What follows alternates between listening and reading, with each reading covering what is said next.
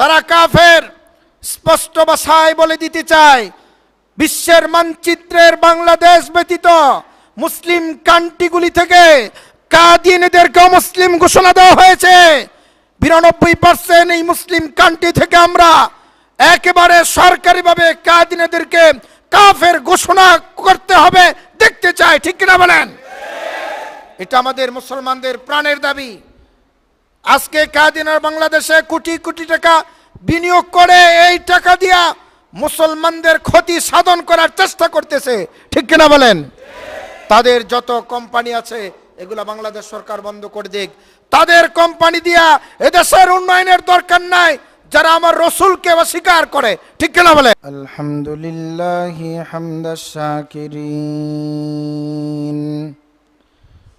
ونؤمن به إيمان الموقنين ونقر بوحدانيته قرار الصادقين ونشهد أن لا إله إلا الله رب العالمين ونشهد أن سيدنا وحبيبنا ومولانا محمدا عبد الله ورسوله الذي أرسله بالحق إلى الخلق بشيرا ونذيرا وداعيا إلى الله بإذنه وسراجا وقمرا منيرا أما بعد فأعوذ بالله من الشيطان الرجيم بسم الله الرحمن الرحيم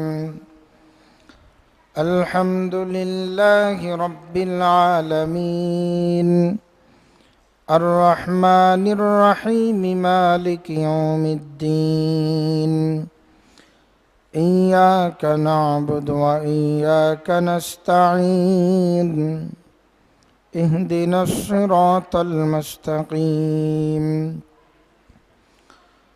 صدق الله مولانا العظيم وصدق رسوله النبي الأمي الكريم ونحن على ذلك لمن الشاهدين والشاكرين والحمد لله رب العالمين اللهم صل على سيدنا محمد عدد ما في علم الله صلاة دائمة بدوام ملك الله اللهم صل على روح محمد في الأرواح وعلى جسد محمد في الأجساد وعلى قبر محمد في القبور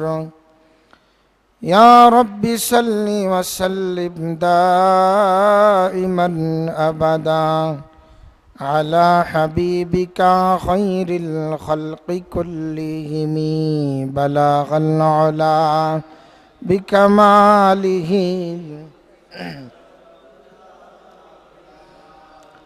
حسنت جميع خصاله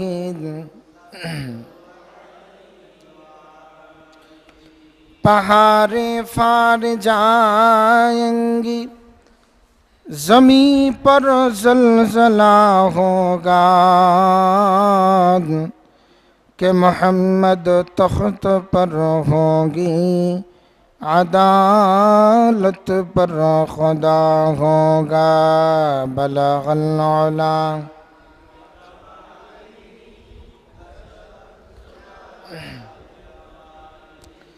हसनत जमीअ खिसालिही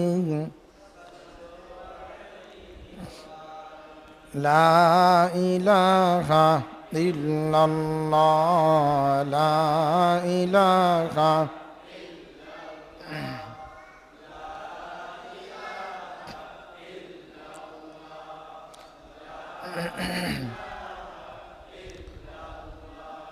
لا إله إلا الله لا إله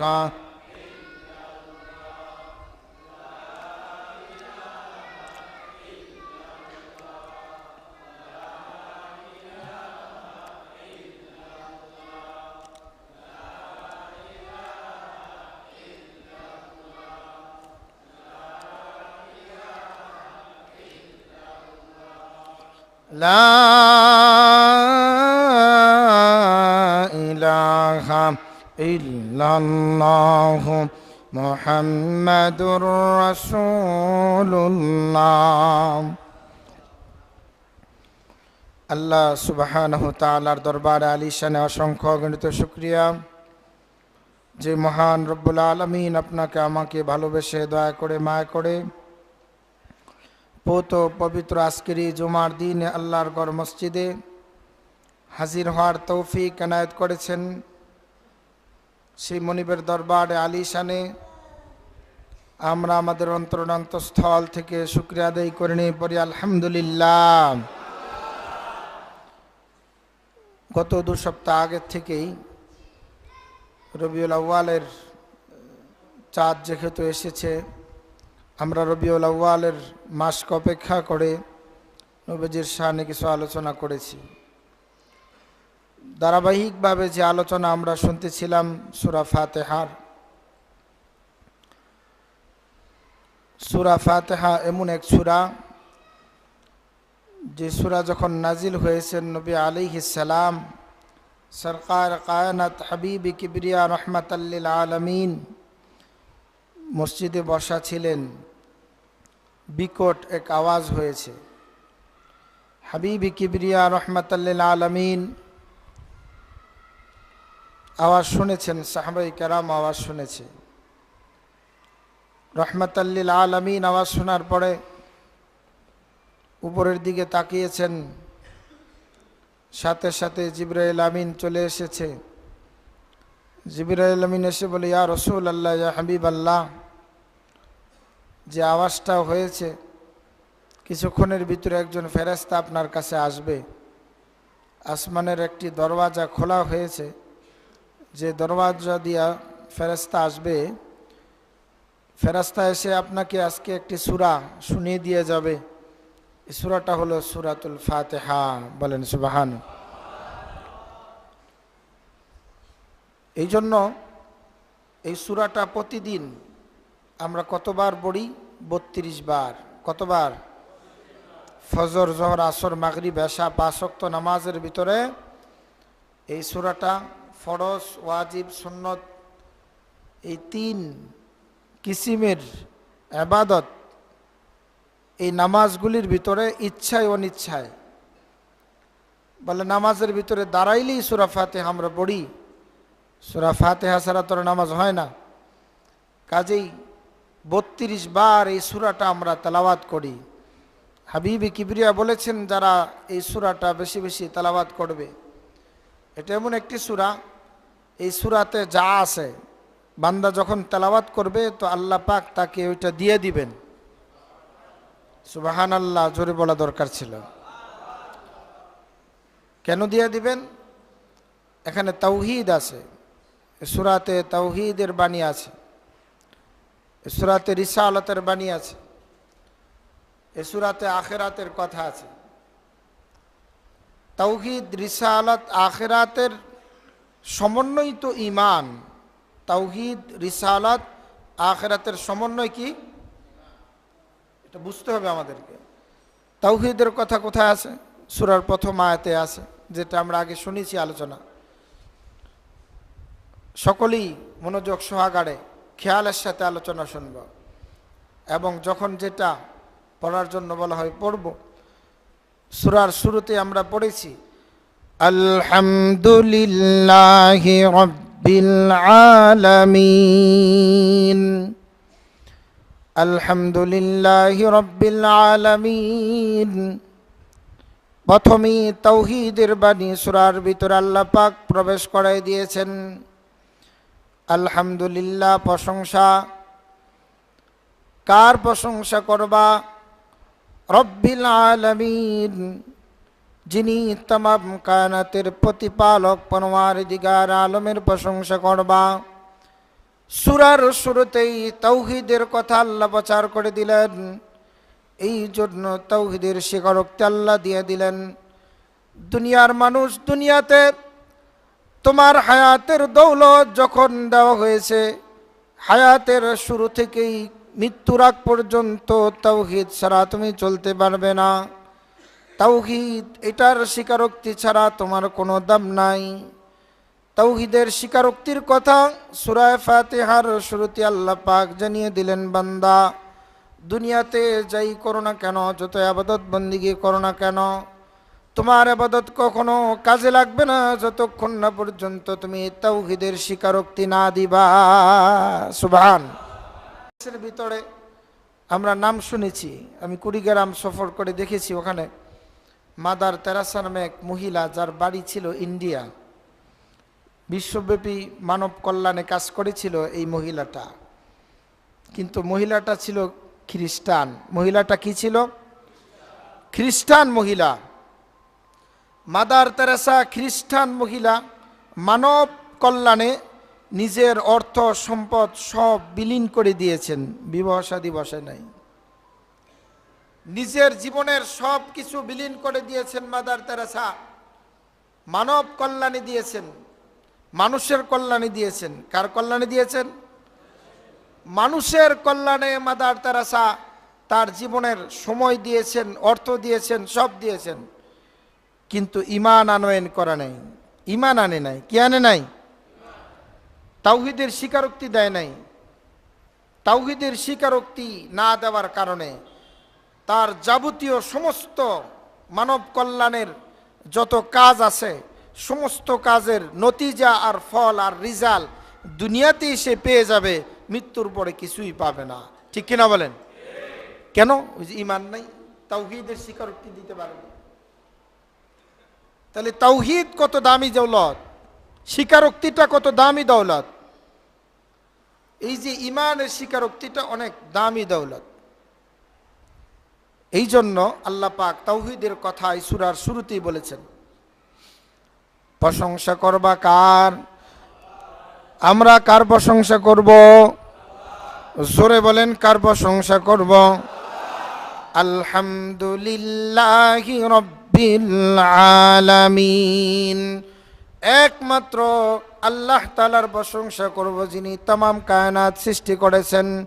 আসমান যার, জমিন যার, নক্ষত্র সৌররাজি যার, চন্দ্র সূর্য যার, तमाम পৃথিবীর সব কিছু যিনি সৃষ্টি করেছেন, সেই পরওয়ারদিগার আলমের প্রশংসা আমরা করব। ঠিক কি না? এটা হলো তাওহীদের স্বীকারোক্তি দেওয়া। 2 নম্বর আয়াতের ভিতরে আমরা স্বীকারোক্তি দিয়েছি আর রহমানির রহিম। রহমান এবং রহিম আল্লাহ পাকের 2টা সিফতি নাম। এটার আলোচনা আমরা এক জুমায় শুনেছিলাম। রহমান আদ-দুনিয়া, রহিম আল-আখিরা। রহমান নামের উসিলায় পরওয়ারদিগার আলম तमाम পৃথিবী মানুষেরকে খাবারের ব্যবস্থা করেন। রহমান নামের উসিলায় আল্লাহ সুবহানাহু ওয়া তাআলা মুসলমানরে খাওয়ান, কাফেরও খাওয়ান, মুশরিকও খাওয়ান, নাস্তিক মুরতাদও খাওয়ান। রহমান নামের উসিলায় तमाम কায়নাতের সমস্ত মানব মণ্ডলীকে আল্লাহ পাক রিজিকের ব্যবস্থা করে দেন। সুবহানাল্লাহ। রহমান ইয়া শান হ্যায়, বলে রহমান নামের উসিলায় আল্লাহ পাক কাফেরকেও খাওয়াচ্ছেন, মুশরিককেও খাওয়াচ্ছেন, যারা আল্লাহকে স্বীকারোক্তি দেয় না, নাস্তিক মুরতাদদেরকেও খাওয়াচ্ছেন। রহমান নামের উসিলায় আল্লাহ পাক तमाम পৃথিবীর সকলকে খাওয়া দাওয়ার ব্যবস্থা করে দিলেন। এই জন্য করে দিলেন উনি যে রহমান। মুফাসসিরিন কেরাম লিখেছেন, রহমানের আরেক ব্যাখ্যা হলো মুহাম্মাদুর রাসূলুল্লাহ।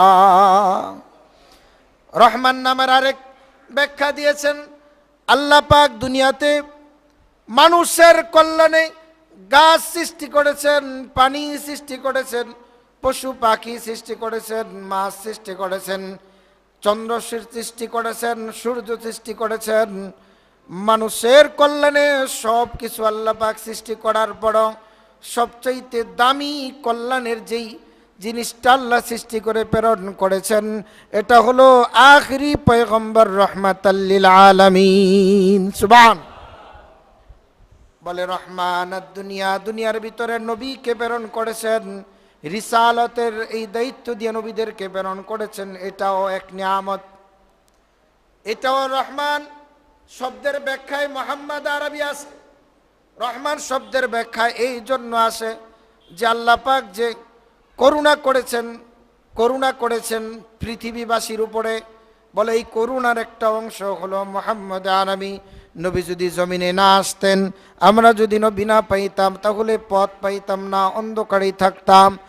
নবীজিকে আমরা পেয়ে গেছি তো আমরা জান্নাতের পথ পেয়ে গেছি, নবীজিকে আমরা পেয়ে গেছি তো জান্নাতের মালিক হয়ে গেছি। ঠিক কিনা বলেন? তাহলে রহমান দুনিয়া, দুনিয়ার সমস্ত আসবাবগুলিকে আল্লাহ পাক রহমান নামের ওসিলায় দিয়েছেন, নবীজিকে রহমান নামের ওসিলায় দিয়েছেন। রহিম ফিল আখিরা, বলে যে এখানে তাওহীদের কথা স্বীকারোক্তি হয়ে গেছে, এবার রিসালতের স্বীকারোক্তি হয়ে গেছে, এবার আখিরাতের কথা আল্লাহ সামনে বয়ান করবেন।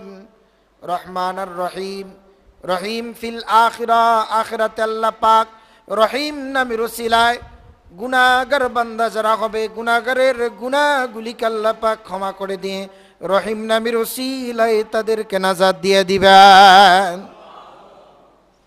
দুনিয়ার মানুষ মানুষের কল্যাণে আগাইতে চায় না, কাজ করতে চায় না, ইহসান করতে চায় না। কেন করতে চায় না? মনে মনে ভাবে আমি যেখানে আসি ভালো আছি, আরেকজন মইরা যাক। ঠিক কিনা বলেন? আমার মেয়েটা ভালো জায়গায় বিয়ে দিছি, ওর মেয়ে যেন ভালো জায়গায় বিয়ে না দিতে পারে, বিয়ে ভাঙার পিছনে লাগছে। আসেন এরকম? ওর ছেলে ভালো চাকরি করে, ওই যে বলে যে আমার ছেলে ভালো চাকরি করার ছেলে ভালো চাকরি করে না পারে। এই চিন্তা ফিকির মানুষের দিলের ভিতরে আছে। অথচ হাদিসের মধ্যে আসছে, তুমি যদি কাউকে একটু সুযোগ করে দাও, তোমার দিলকে আল্লাহ প্রশস্ত করে দিবেন। সুবহান।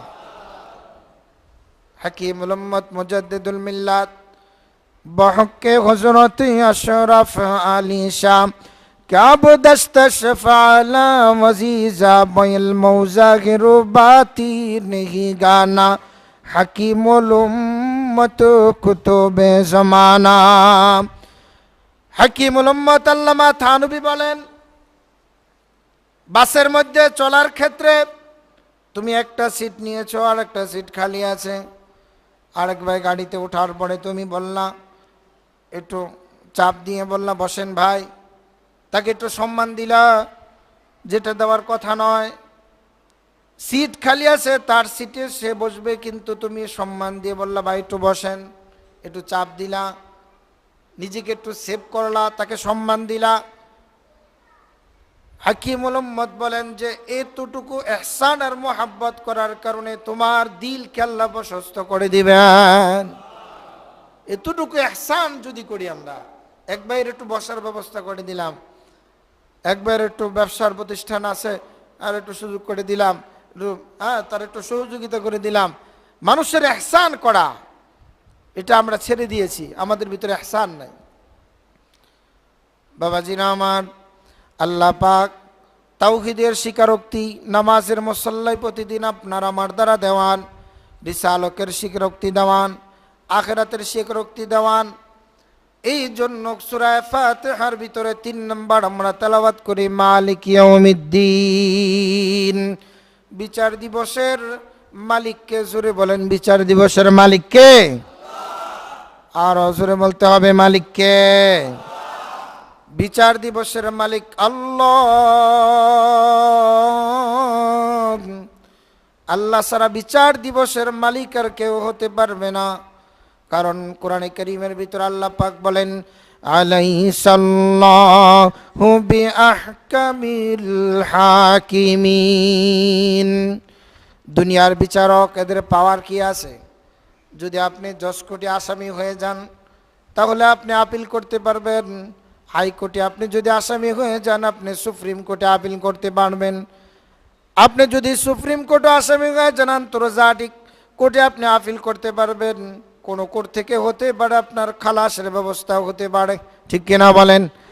কিন্তু আখিরাতের মামলায় যদি আপনি আসামি হয়ে যান, আখিরাতের মামলায় যদি আপনি আসামি হয়ে যান, আর আহকামুল হাকিমিন যদি রায় দিয়ে দেয় ঠিকানা যদি জাহান্নাম হয়ে যায়, তাহলে দুনিয়ার কেউ বলে ওখানে আর কেউ সুপারিশ করে আপনাকে বাঁচাইতে পারবে না, ঠিক কিনা বলেন?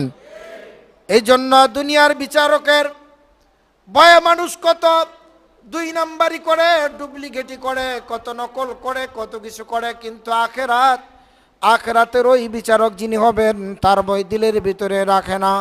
আখেরাতের বিচারক যিনি হবেন উনি আমাদের প্রভু হবেন।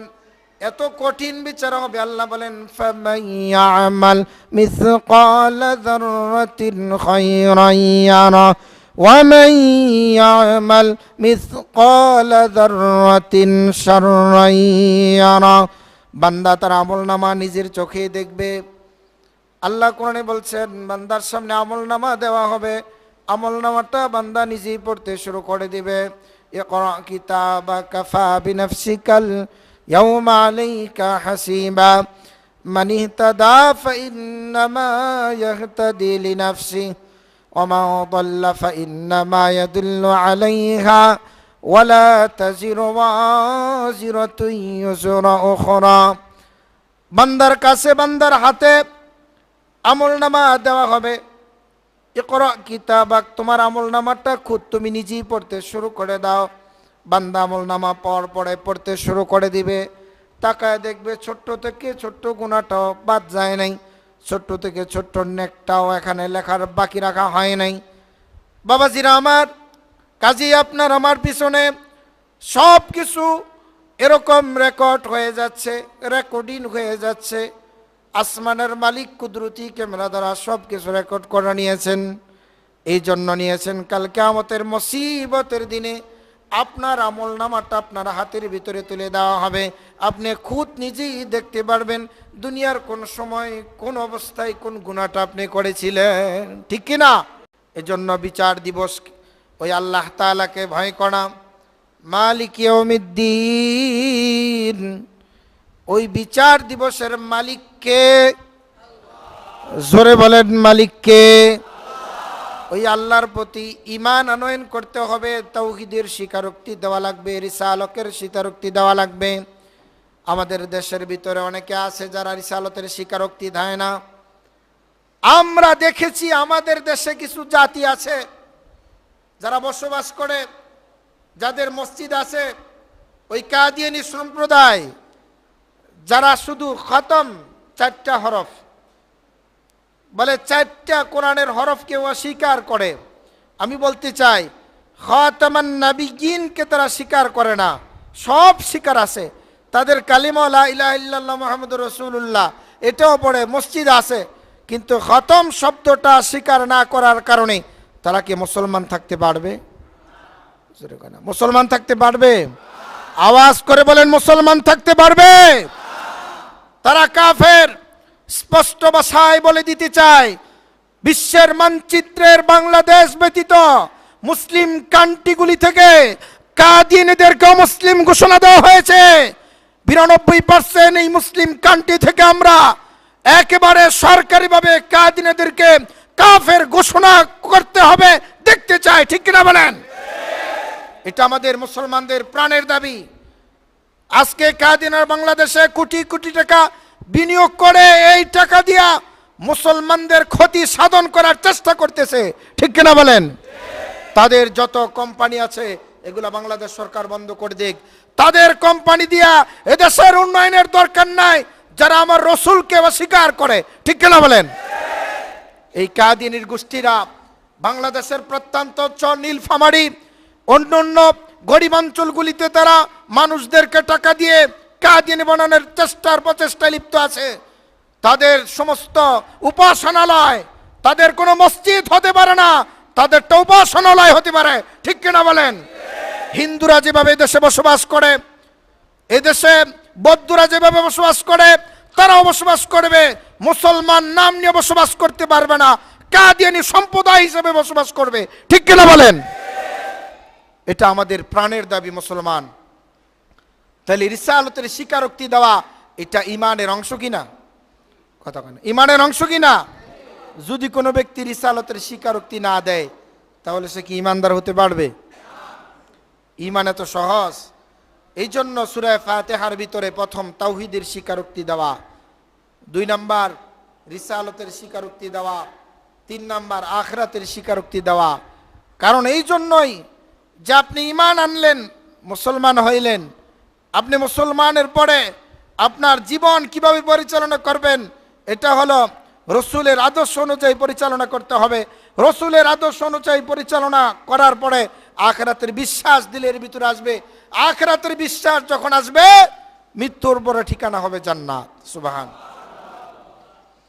এজন্য আল্লাহ তাআলা বলেন আলহামদুলিল্লাহি রাব্বিল আলামিন আর রহমানির রহিম মালিকি ইয়াউমিদ্দিন। এখানে 3টা স্বীকারোক্তির কথা আল্লাহ তাআলা বলেছেন। 1 নম্বরে তাওহীদ, 2 নম্বরে রিসালাত, 3 নম্বরে আখিরাত। আখিরাত এমন এক জায়গা, দুনিয়া হলো ক্ষণস্থায়ী, আখিরাত হলো চিরস্থায়ী। দুনিয়া অল্প সময়ের জন্য, আখিরাত হলো অনন্তকালের জন্য। আখিরাত কখনো শেষ হবে না, যেটার শুরু আছে কখনো শেষ হবে না। ঠিক কিনা বলেন? আখিরাতের বিশ্বাস এ সম্পর্কে আলোচনা হয়ে গেছে, লম্বা চূড়া আলোচনা নয়। তারপরে আল্লাহ তাআলা বলেছেন ইয়্যাকা না'বুদু ওয়া ইয়্যাকা নাস্তাঈন। 3 আয়াত আল্লাহ পাক বান্দার জন্য রেখেছিলেন, বান্দার দরকারের জন্য 3 আয়াত। 1 নম্বর আয়াত আল্লাহ পাক তাওহীদের কথা বলেছেন, 2 নম্বর আয়াত আল্লাহ পাক রিসালাতের কথা বলেছেন, 3 নম্বর আয়াতে আখিরাতের বিশ্বাস স্থাপনের কথা বলেছেন। এবার 3 আয়াত বান্দার জন্য আল্লাহ রেখে দিলেন সূরা ফাতিহার। আর 4 নম্বর আয়াতের অর্ধেক অংশ আল্লাহ বান্দার জন্য রাখলেন, আর অর্ধেক অংশ বান্দার জন্য রাখেন নাই, তো আল্লাহ তার জন্য রেখে দিলেন। সুবহান। ইয়্যাকা না'বুদু, তোমারই ইবাদত করি। কার ইবাদত করি? আমরা যে আল্লাহর ইবাদত করি এটার প্রমাণ আর দলিল সম্পর্কে আলোচনা হয়েছে। কিভাবে আমরা আল্লাহর ইবাদত করি, কতটুকু করি আমি বলেছিলাম, আপনাদেরকে আবার স্মরণ করাই দিয়ে যায়, কারণ স্মরণ নাও থাকতে পারে। এসপির অফিসে আপনি দরখাস্ত করেছেন, ডিসি অফিসে দরখাস্ত করেছেন কিছু ত্রাণের জন্য। ডিসি সাহেব বললেন দরখাস্তটা একটু পড়ো। বলে আমি পড়তে জানি না। বলে কি লেখছো, তুমি নিজেই পড়তে জানো না? এখন দরখাস্ত পড়া শুরু করে দিছে, দরখাস্তের ভিতরে ভুল আছে। ডিসি সাহেব বলবে দরখাস্তটা নিয়ে যাও, মঞ্জুরি দেওয়া হবে না, কারণ নিজেই পড়তে জানো না, এটার ভিতরে কি লেখা আছে তাও জানো না, আবার ভুল করেছ, চলে যাও। সূরা ফাতিহা দিয়ে 40 বছর নামাজ পড়লেন, কিন্তু অর্থ জানলেন না, ব্যাখ্যাও জানলেন না, নামাজের তৃপ্তি আসবে না। ঠিক কিনা বলেন? এই জন্য এই সূরাটা নিয়ে ধরেছি, যাতে করে এটার অর্থগুলি, ব্যাখ্যাগুলি দিলের বিদ্যমান স্ট্রাকচার হয়ে যায়। নামাজের মুসাল্লায় দাঁড়ানোর সঙ্গে সঙ্গে তেলাওয়াত করবেন তো বলবেন যে আমি তাওহীদের স্বীকারোক্তি দিতেছি, আমি রিসালাতের স্বীকারোক্তি দিতেছি, আখিরাতের স্বীকারোক্তি দিতেছি। এবার ইয়্যাকা না'বুদু, তোমার ইবাদত করি, স্বীকারোক্তি দিতেছি। সুবহানাল্লাহ বিহামদি। এই স্বীকারোক্তিগুলি দেওয়ার জন্য আল্লাহ পাক সূরা ফাতিহা অবতীর্ণ করেছেন। সুবহানাল্লাহ বিহামদি। তোমার ইবাদত করি, আর কারো করি না, আর কারো না। কিভাবে? সাহাবায়ে কেরাম এটা শিক্ষা দিয়ে গিয়েছেন। হযরত আনাস ইবনে মালিক পয়গম্বরের খাদেম ছিলেন। হযরত আনাস ইবনে মালিক বলেন আমি আমার শ্বশুর বাড়ি হযরতে তালহা আমার শ্বশুর, তার বাড়িতে বাড়িতে গিয়েছিলাম। ওই সময়কালের অবস্থা এরকম ছিল, ওই সময় মক্কার বাসীরা, এরাবিয়ানরা বেশি পরিমাণে মদ পান করেছিল। তারা মদ পান করত, মদের প্রকার এত বেশি ছিল, বলে ফল ফ্রুট যা আছে, আঙ্গুলের 1 প্রকারের মদ, বলে যে আপেলের 1 প্রকারের মদ, খেজুরের যত প্রকার আছে মদের তত প্রকার আছে। বললে সেরকম 1-2 প্রকারের মদ নয়, প্রায় 200 প্রকারের মদ এরাবিয়ানরা আবিষ্কার করতে পেরেছে। এশিয়ার ওই সমস্ত রাষ্ট্রে মদ এত বেশি পরিমাণে চলতো, সকালের নাস্তার টেবিলে এক কালারের মদ চলতো, দুপুরে আরেক কালারের চলতো, রাত্রে আবার আরেক প্রকারের চলতো, বিবাহ শাদীর অনুষ্ঠানে আবার আর একটু ভিআইপি মদ চলতো। এইভাবে করে মদের এত প্রচলন ছিল, কিন্তু হাবিবে কিবরিয়া রাহমাতাল লিল আলামিন কখনো মদ পান করেন নাই। সুবহানাল্লাহ। রসুল কখনো মদ পান করেন নাই। এরা মদ পান করেছে, সাহাবীরা মদ পান করেছিল, কিন্তু মদের বিধান ওই সময় হারাম হয় নাই। তো হযরতে আনাস ইবনে মালিক বলেন, আমার শ্বশুরালয় ছিলাম, আমি সাকি ছিলাম। হযরত আনাস ইবনে মালিক বলেন, আমি সাকি পেয়ানিওয়ালা ছিলাম, সকলকে পান করাইতেছিলাম। এই অবস্থার ভিতরে কে জানি ঘোষণা দিয়ে যাচ্ছে আমাদের ঘরের পাশ দিয়া, আল্লাহর হাবিব বলেছেন, আল্লাহ পাক বলেছে মদ নাকি হারাম হয়ে গেছে। এই কথা শোনার পরে আমি দেখেছি আমার ঘরে যারা পান করা অবস্থায় ছিল, গ্লাসটা হাতের ভিতরে ছিল, ছুঁড়ে ফেলে দিয়েছে, মটকা ভেঙে ফেলে দিয়েছে। ঘরের থেকে বের হয়ে আমরা দেখেছি মরুভূমির উপরে কেমন যেন নদের নহর প্রবাহিত হচ্ছে। গড়ের ভিতরে 1 বছরের মদ যারা বানিয়েছিল তারাও মটকা ভেঙে চুরমার করে দিয়েছে। সুবহানাল্লাহ। ইয়াকা নাবুদু, আমি তোমারই ইবাদত করি। এতদিন হুকুম ছিল না, হুকুম ছিল মদ পান করেছি, তুমি নিষেধ করেছো, এখন আর মদ পান করব না, তোমারই ইবাদত করি। প্রমাণ করে দিলাম, সমস্ত মটকাগুলি ভেঙে চুরমার করে দিলাম। সুবহানাল্লাহ। এর নাম ইমানদার। এর নাম কি? ইমানদার। আমরা তো ধোঁকাবাজ, আমরা ঠিক মতন বলে ইমান আনয়ন করেছি, স্বীকারোক্তি দিয়েছি, আমল আমাদের ভিতরে নাই। ইমান স্ট্রাকচারের ভিতরে কিছু নিয়ম কানুন আছে। ইকরার বিল লিসান, জবান দ্বারা স্বীকারোক্তি দেওয়া, জবান দ্বারা স্বীকারোক্তি দেওয়া ইমান আনয়ন করেছি। তাসদীক বিল জিনান, জবানে স্বীকারোক্তি দিলেই হবে না, জবানের স্বীকারোক্তির পরে দিলে দিলে টাকায় বিশ্বাস স্থাপন করা লাগবে। হ্যাঁ, যেটা জবানে পড়েছি লা ইলাহা ইল্লাল্লাহ মুহাম্মাদুর রাসূলুল্লাহ, যেটা জবানে পড়েছি দিলে দিলে স্বীকারোক্তি দেওয়া, জবানেরটা দিলে দিলে স্বীকারোক্তি দেওয়া। তারপরে আমল বিল আরকান, জবানে যেটা বলেছি দিলে যেটা স্বীকারোক্তি দিয়েছি, আমল করে নামাজের মুসল্লে দাঁড়ায়া এটাকে পরিপূর্ণ করে দেওয়া। সুদের খাতার থেকে নামটা কাইটা দেওয়া, পরিপূর্ণ করে দেওয়া। ধোঁকাবাজি 2 নাম্বারই ছেড়ে দিয়া প্রমাণ করে দেওয়া আমি স্বীকারোক্তি দিয়েছি, আমি জবানে স্বীকারোক্তি দিয়েছি, দিলে বিশ্বাস স্থাপন করেছি। আমল বিল আরকান, আমলে পরিণত করে দিয়েছি। মদের যত ভাণ্ড ছিল, মশক ছিল, সব ভেঙে চুরমার করে দিয়েছি। সুবহানাল্লাহ। আমির ঈমান ছিল, তারা প্রমাণ করে দিয়েছে, তারা প্রমাণ করে দিয়েছে যে না না আর করা যাবে না। পবিত্র হওয়ার জন্য কি না করেছে, কি না করেছে। বলে এক সাহাবী এক মেয়ে লোকের সাথে বড় গভীর সম্পর্ক ছিল।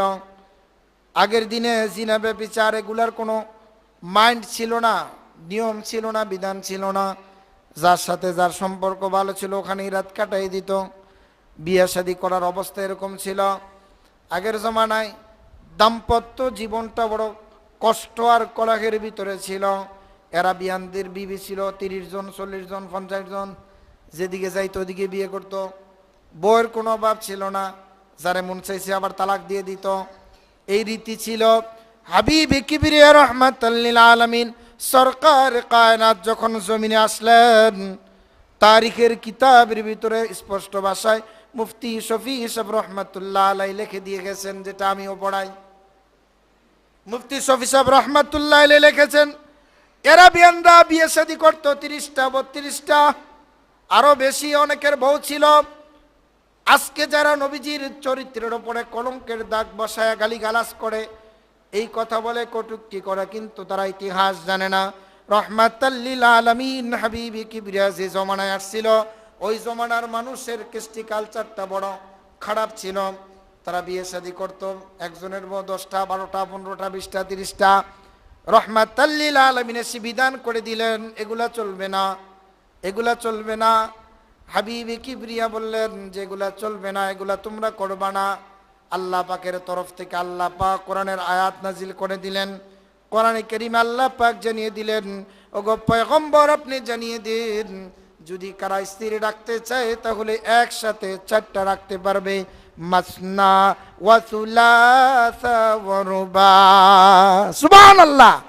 যেখানে 30টা ছিল, 32টা ছিল, 40টা ছিল, হাবিবি কিবরিয়া এসে সমাজকে সংস্কার করে দিয়ে 4টার বিধান আল্লাহর পক্ষ থেকে নাজিল হয়েছে, এটাকে পরিপূর্ণ করেছেন, পরিচ্ছন্ন করেছেন। আর আজকাল বর্তমান সমাজের কি সমস্ত কুলাঙ্গার নাস্তিক মুরতাদরা নবীজির চরিত্র নিয়ে কথা বলে, কিছু মেয়ে মাঝে মধ্যে ফেসবুক ইউটিউবে ভাষণ দেয়, বক্তব্য দিয়ে নবীজিকে চরিত্রহীনা বলে ঘোষণা দেয়। আমরা বলতে চাই তাদেরকে আইনের আওতায় এনে ফাঁসির কাস্টে ঝুলানো দরকার, ঠিক কিনা বলেন? রাহমাতাল্লিল আলামিন কত সুন্দর সংস্কার করেছেন, যেখানে 30টা 40টা মেয়ে নিয়ে যারা ফুর্তি করত, আনন্দ করত, ওখানে এটাকে সামারাইজ করে দিয়ে হালালভাবে 4টা রাখার বিধান করে দিলেন। সুবহানাল্লাহ বলুন। শুধু এ পর্যন্তই না, আল্লাহ পাক জানিয়ে দিলেন ফাইন খিফতুম আল্লাহ তাদিলু ফাওয়াহিদা। আল্লাহ পাক আয়াতের পরক্ষণে জানিয়ে দিলেন মাসনা ওয়া সুলাসা ওয়া রুবা, 4টার বিধান আছে, ঠিক আছে, 2টা 3টা 4টা, কিন্তু শুনে রাখো, একটা ধমক দিলেন। আল্লাহ সুন্দর করে বললেন ফাইন খিফতুম আল্লাহ তাদিলু ফাওয়াহিদা। এই জন্য আল্লাহ বললেন যদি তোমার সম্ভব না হয়, তুমি যদি স্ত্রীর হক আদায় করতে না পারো, তুমি যদি স্ত্রীর সাথে হক আদায় করতে না পারো, দুইজনের সমানভাবে বন্টন করে সব কিছু দিতে না পারো, তাহলে মনে রাখবা তুমি যদি হক আদায় করতে না পারো, ফাওয়াহিদা, একজনকে নিয়ে সন্তুষ্ট থাকতে হবে। একজনের বেশি তুমি কি করতে পারবে না, স্ত্রী রাখতে পারবে না, একজনকে নিয়ে তোমাকে সন্তুষ্ট থাকতে হবে। কত চমৎকার বিধান আল্লাহ পাক নাজিল করলেন। আর আল্লাহ তাআলা এই বিধানকে পয়গম্বর তাম পৃথিবীতে ছড়িয়ে দিয়েছেন। সুবহানাল্লাহ। আরবিয়ানদের কৃষ্টি কালচার এরকম ছিল, এক সাহাবীর স্ত্রী ছিল 5 জন। কয়জন? তারিখের কিতাবে আসছে স্ত্রী ছিল 5 জন।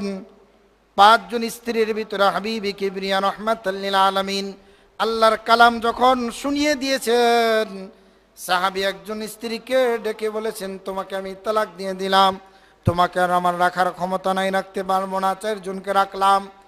কারণ ওই সময় তো একজনে 10 জন 12 জন রেখেছে, 18 জন রেখেছে, 30 জন রেখেছে। ওই সময় 4 জন রাখা এদের জন্য কষ্টসাধ্য, ঠিক কিনা বলেন? ওই সময়কালের বিধান তারা মেনেছে।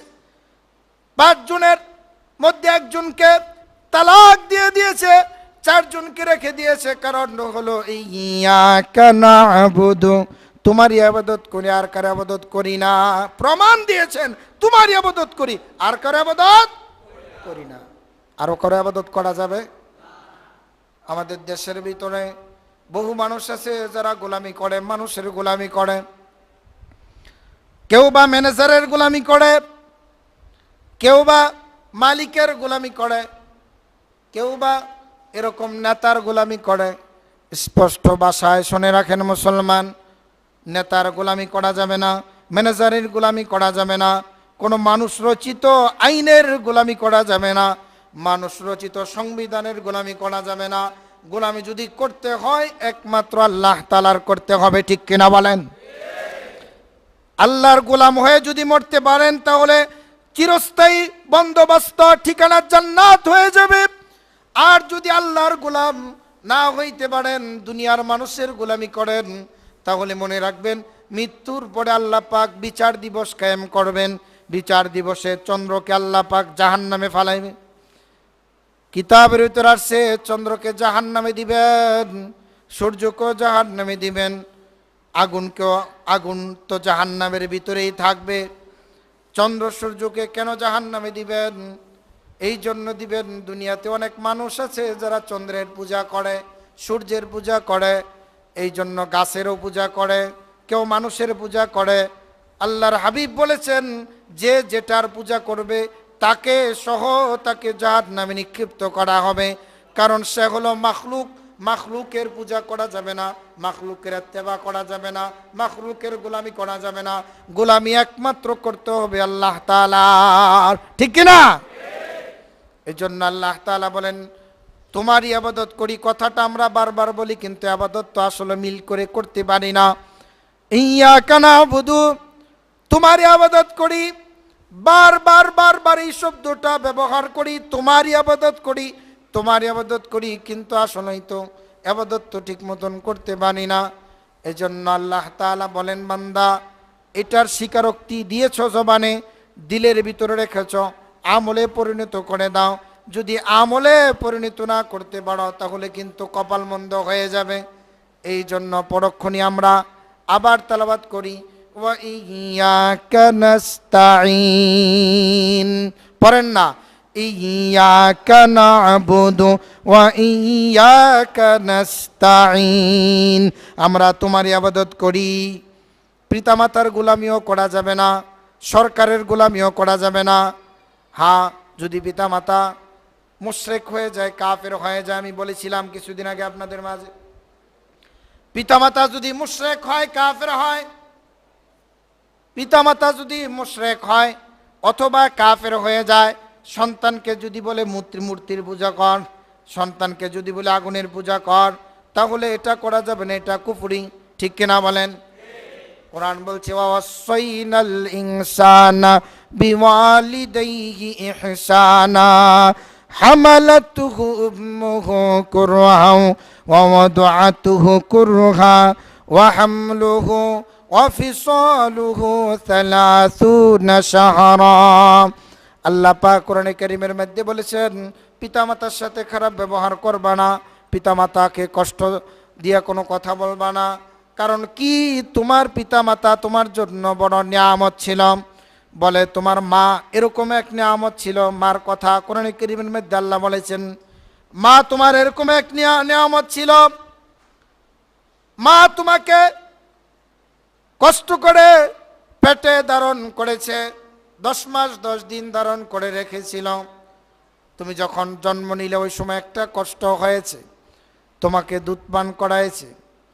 শুধু দুধ পান করাই নাই, মা সন্তানের জন্য কত বড় এক নিয়ামত। আমাদের আকাবিররা লিখেছেন, বুজুর্গনা দ্বীনের লিখেছেন, মুফাসসিরিন কিরাম লিখেছেন, মার সাথে দৃষ্টান্ত দিয়েছেন। ভালো করে খেয়াল করেন, ছোট্ট কালে যখন আপনি আমি জন্মগ্রহণ করেছি, কথা বলতে পারি না, মাও ডাকতে পারি না, বাবাও ডাকতে পারি না, কোনো আওয়াজ করতে পারি না, শুধু একটাই আওয়াজ, তা হলো কান্না। কান্না ব্যতীত কোনো আওয়াজ নাই।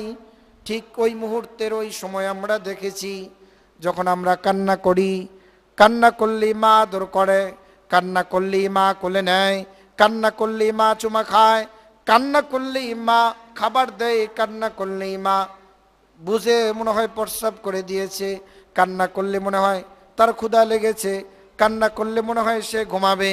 এই কান্নার ভিতরে এক একটা কান্নার এক একটা অর্থ মার জাহানের ভিতরে আল্লাহ ঢুকিয়ে দিয়েছেন। বান্দা, এই বান্দা ভালো করে বুঝো, শিশুকালে শিশু অবস্থায় তুমি যখন কান্না করেছ, 1000 রকমের কান্না করেছ, প্রতিটা কান্নার ধরন আর অর্থ তোমার মা বুঝেছে, আর তোমার মার খেদমত, তোমার মা তোমার খেদমত করেছে। এই জন্য তুমি যখন বড় হইবা, ওই দিনগুলির কথা স্মরণ করবা, 3 কালের কথা স্মরণ করবা। পেটে ধারণ করেছে এক কষ্ট, জন্ম দিয়েছে আর একটা কষ্ট, দুধ পান করাইছে কতদিন? আল্লাহ বলেছেন, বলে যে 2.5 বছর দুধ পান করাইছে। এই জন্য পিতামাতার সাথে ভালো ব্যবহার করবা। সুবহানাল্লাহ। আল্লাহ তাআলা পিতামাতার সাথে ভালো ব্যবহার করার কথা বলেছেন, পিতামাতার গোলামি করার জন্য বলে নাই। গোলামি করতে হবে কার? পিতামাতার খেদমত করতে হবে, তাদেরকে দেখাশোনা করতে হবে, তাদেরকে খাওয়া দাওয়ার ব্যবস্থা করে দিতে হবে, কিন্তু তাদের গোলামি করা যাবে না, তাদের দাসত্ব করা যাবে না। গোলামি আর দাসত্ব একমাত্র আল্লাহ তাআলার। এই জন্য আল্লাহ পাক কোরআনে হাকিমের ভিতরে স্পষ্ট ভাষায় জানিয়ে দিয়েছেন, এ দুনিয়ার মানুষেরা স্মরণ রাখো, পিতামাতা যদি শিরক বেদাতের কথা বলে তাহলে তোমরা এগুলা মানবা না, কুফরির কথা বলে তাহলে মানবা না, আগুনের পূজার কথা বলে মানবা না। পিতামাতা যদি এরকম কুফরি মতবাদের উপরে প্রতিষ্ঠিত থাকে, পিতামাতা যদি কুফরি সংবিধানের উপরে প্রতিষ্ঠিত থাকে, আর ঘৃণিত ওই সংবিধান ফলো করার জন্য বলে, তাহলে এটাও মানা যাবে না। ঠিক কিনা বলেন? আল্লাহ বলেন ওয়াসাইনাল ইনসানা বিওয়ালিদাইহি হুসনা ওয়া ইন জাহাদাকা লিতুশরিকা বি মা লাইসা লাকা বিহি ইলম ওয়া ইন জাহাদাকা বিহি মা লাইসা লাকা বিহি ইলম। আল্লাহ পাক জানিয়ে দিলেন, যদি পিতামাতা শিরক এবং কুফরির কথা তোমাদেরকে বলে, শিরক করার কথা বলে, কুফরির কথা বলে, পিতামাতার সাথে ভালো ব্যবহার খেদমতের কথা আমি আল্লাহ বলেছি, কিন্তু শিরক বেদাত এবং কুফরির কথা যদি বলে তাহলে তাদেরকে মানা যাবে না। সুবহানাল্লাহ! কত সুন্দরভাবে আল্লাহ পাক জানিয়ে দিলেন, গোলামি আমারই করতে হবে। ইয়া কানা আবুদু, বলেন না ইয়া কানা আবুদু। আমরা কার ইবাদত করি? জোরে বলেন কার? এবার আল্লাহ পাক কি বললেন? আল্লাহ বলেন ইয়াকা না'বুদু ওয়া ইয়াকা নাস্তাঈন। তোমার ইবাদত করি, তোমার কাছেই সাহায্য চাই। সাহায্যটা কার কাছে চাইতে হবে? বলেন তো দেখি, দুনিয়ার সবাই যদি ইচ্ছা করে যে আমার মৃত্যু হয়ে যাবে, আমাকে মারার চেষ্টা করে, আল্লাহ যদি ইচ্ছা করেন তাকে আমি মারবো না, তাহলে কি দুনিয়ার মানুষ আমাকে মারতে পারবে নাকি? করোনা ভাইরাসের ক্ষমতা আছে নাকি মানুষ মেরে ফেলার? আজকে বাংলাদেশের ইতিহাস দেখেন, আমাদেরকে যেইভাবে ভয় দেখানো হয়েছিল, যদি আমরা এটার উপরে থাকতাম, ঘর থেকে না বার হইতাম, তাহলে তো আমরা বুঝতাম যে আমাদের ঈমান দুর্বল ছিল। কিন্তু আমরা বলেছি আমরা মুসলমান, 5 ওয়াক্ত নামাজে আমরা ওযু করি, আমরা হাত মুখ ধুই, পরিচ্ছন্ন পবিত্র থাকি, কাজে আমাদেরকে এই বারবার হাত ধোয়ার কথা, মুখ ধোয়ার কথা এত বলা লাগে না। আমি মুসলিম, আমরা টিস্যু পেপার দিয়া বাথরুম পরিষ্কার করি না, টিস্যু পেপার দিয়া বলে যে আমরা পায়খানা করার পরে টিস্যু ইউজ করি না, শুধু পানি ইউজ করি, তারপরে সাবান ইউজ করি, তারপরে ওযু করি, পরিচ্ছন্ন থাকি। ইহুদি, খ্রিস্টান, নাস্তিক, মুরতাদেরা তারা পানি ইউজ করে না, টিস্যু ইউজ করে, এই জন্য তারা সারা জীবন অপবিত্র আর নাপাক থাকে। ঠিক কিনা বলেন? এরা জিন্দিগিতে পবিত্রতা অর্জন করতে পারে না, জিন্দিগিতে তারা পবিত্র হতে পারে না, নাপাক আর নাপাকের ভিতরে থাকে। বলে যে হুজুর তারা যে হাউজে গোসল করে, প্রস্রাব পায়খানা করে ঢিলা কুলুপ নেয় না, এই অবস্থায় হাউজের ভিতরে গোসল করলে কি হবে? হাউজের পানিও নাপাক হয়ে যাবে। ঠিক কিনা বলেন? নাপাক আর নাপাক। কিন্তু আমাদেরকে এগুলা বলতেছে, আমরা দেখেছি, ইতিহাস দেখেছি, অল্প এই 7-6 মাসের ইতিহাসকে আমরা দেখেছি। যতগুলি মুসলিম কান্ট্রি আছে, মুসলিম কান্ট্রিগুলির তে আল্লাহ পাক রহমত দিয়েছেন, বরকত দিয়েছেন এই পরিমাণে যে মৃত্যুর সংখ্যা একেবারেই কম, আক্রান্তের সংখ্যাও কম। সুবহানাল্লাহ বিহামদিহি। কেন? এটা আল্লাহ পাকের ওয়াদা আছে। আল্লাহ পাক বলেছেন, যারা আমার ইবাদত বন্দেগী করবে তাদের হেফাজতের দায়িত্ব আমি আল্লাহর হাতে। সুবহানাল্লাহ বিহামদিহি। বলে যে এই যে মাঝে মধ্যে মরে, এই যে মাঝে মধ্যে মরে, মাঝে মধ্যে মারে, বলে যে ইসলাম জিন্দা হতা হ্যায় হর কারবালা কি বাত।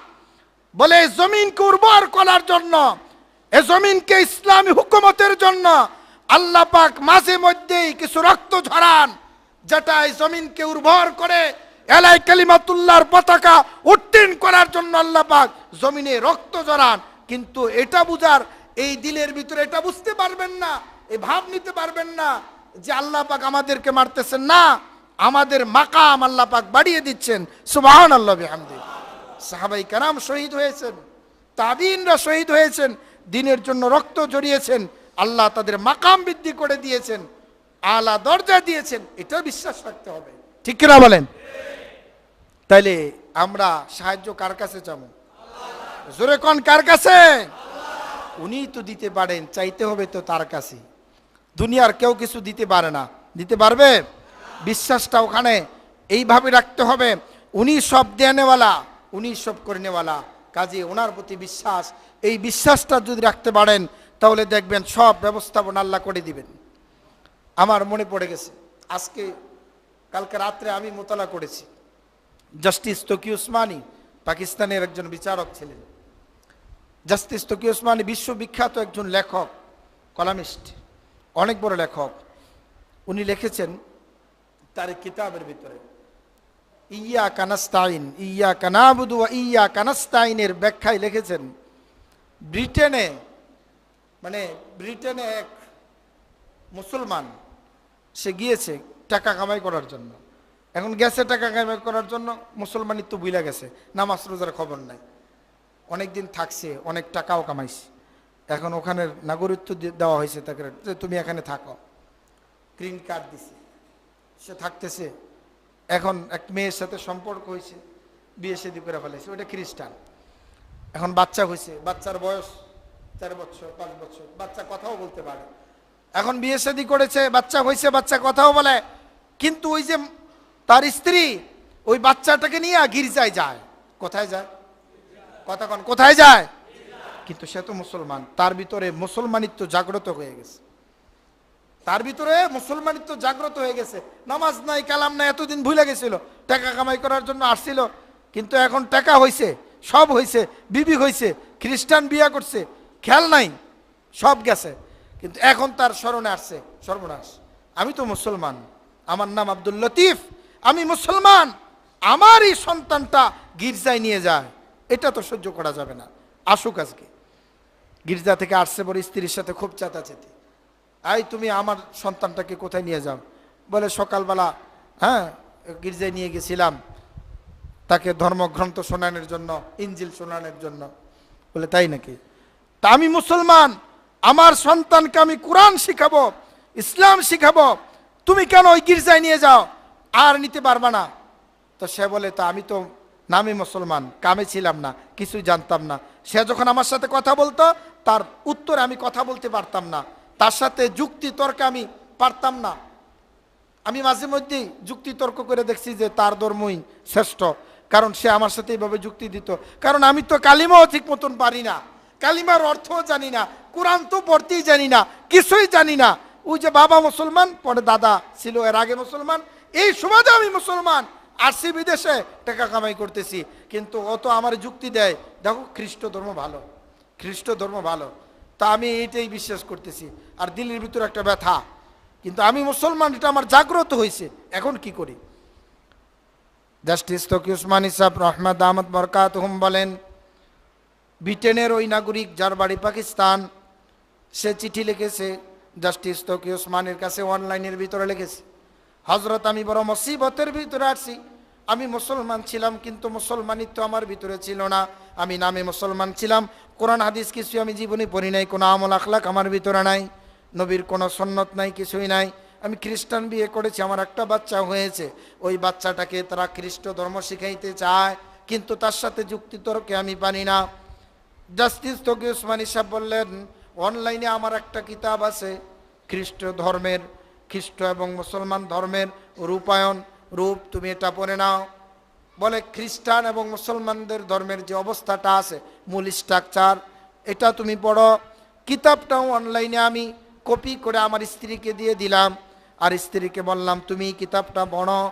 কিতাবটা উনি পড়লেন ভালো করে, ধর্মীয় একটা বই পড়লেন, বইটা পড়ার পরে দেখে স্ত্রীর দিলটা নরম হয়ে গেছে, পরের দিন সকাল থেকে আর গির্জায় নিয়ে যায় না বাচ্চাকে। সুবহানাল্লাহ বিহামদি।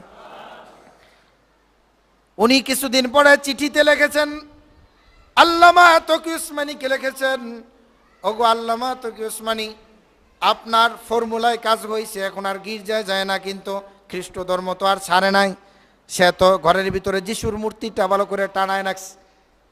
বলে ঠিক আছে, এটাও আস্তে আস্তে সেরে যাবে, প্রতিদিন রাত্রে তুমি যেইটাই বাড়ো, নামাজের মুসাল্লায় নামাজ পড়ে আল্লাহর কাছে দোয়া করো, আল্লাহ আল্লাহ তুমি আমার স্ত্রীকে তুমি মুসলমান বানায় দাও, তার উপর খাস রহমত বরকত নাজিল করো, ভ্রান্ত ভুল ধারণা তার জেহানের ভিতরে যে খ্রিস্ট ধর্ম আছে এটা তুমি দূর করিয়ে দাও। স্বামী এবার রাত্রেবেলা দোয়া করে, স্ত্রীও ড্রাইভার, সেও গাড়ি চালায়, সকালবেলা দুইজনে একসাথে অফিসে যায়। উনি চিঠির ভিতরে লিখেছেন তকি উসমানী সাহেবের কাছ, হযরত এরকম এক উপকার আপনি করেছেন, আপনার উপকারের প্রতিদান আমি কিছুই দিতে পারবো না, আপনারা তো আল্লাহর নাম শুনেছেন, আল্লাহর নাম পড়েছেন, আর আমি আব্দুল লতিফ আল্লাহকে নিজ চোখে দেখেছি। সুবহান, আল্লাহকে নিজ চোখে দেখেছি। বলে কিভাবে তুমি আল্লাহকে দেখলা? উনি বর্ণনা দেন, আল্লাহকে নিজ চোখে এইভাবেই দেখলাম, সকালবেলা অফিসে যাওয়ার পথে স্ত্রী গাড়ি চালাচ্ছিলেন। রাতে তো আমি অন্ধকারাচ্ছন্নের ভিতরে নামাজের মুসল্লাই চোখের পানি ফেলে আল্লাহর কাছে দরখাস্ত করেছি, মনে হয় দোয়াটা কবুল হয়ে গেছে। এটা তো আর আমার জানা ছিল না। গাড়ি চালানো অবস্থায় স্ত্রী ড্রাইভ করতেছিল, গাড়ি চালাচ্ছিল, হঠাৎ করে গাড়িটা জোরে বন্ধ করে দিল। গাড়িটা বন্ধ করার পরে জিজ্ঞেস করলাম, তোমার কি শরীর খারাপ নাকি আমি চালাই, মনটা খারাপ নাকি? স্ত্রী চোখের পানি ছেড়ে দিয়ে বলে, আজকে কয়েকদিন যাবৎ আমার দিলে কোনো শান্তি নাই, আমার খালি পেরেশানি আমার শেষ হয় না। স্বামী আমার দিলের ভিতরে একটা জিনিস জাগ্রত হইতেছে, কিতাবখানা পড়ার পরে মনে হয় ইসলাম ধর্মই সত্য, আর মুহূর্তকাল দেরি করিও না, আমাকে মুসলমান বানায়া দাও। সুবহানাল্লাহ। মুসলমান বাইরে আমার দিলের ভিতরে যদি ইসলাম থাকে, দিলের ভিতরে যদি তাওহীদ থাকে, রিসালাতের সাক্ষ্য থাকে, মনে রাখবেন মৃত্যুর আগে এটা জাগ্রত হয়ে যাবে। আল্লাহ আপনাকে জান্নাতি নিবেন, এই জন্য আপনার নাম মুসলমান, মুসলমানিত্ব নাম রাখা হয়েছে। আপনি মুসলমান হয়েছেন, তাওহীদের স্বীকারোক্তি দিয়েছেন, রিসালাতের স্বীকারোক্তি দিয়েছেন, আখিরাতের উপর বিশ্বাস স্থাপন করেছেন, এবং সমস্ত কিছু আল্লাহ পাকের কাছে চেয়েছেন। ওয়া ইয়্যাকা নাস্তাঈন, বলে যে আল্লাহ পাকের কাছে চাইতে হবে কার কাছে? জোরে বলেন।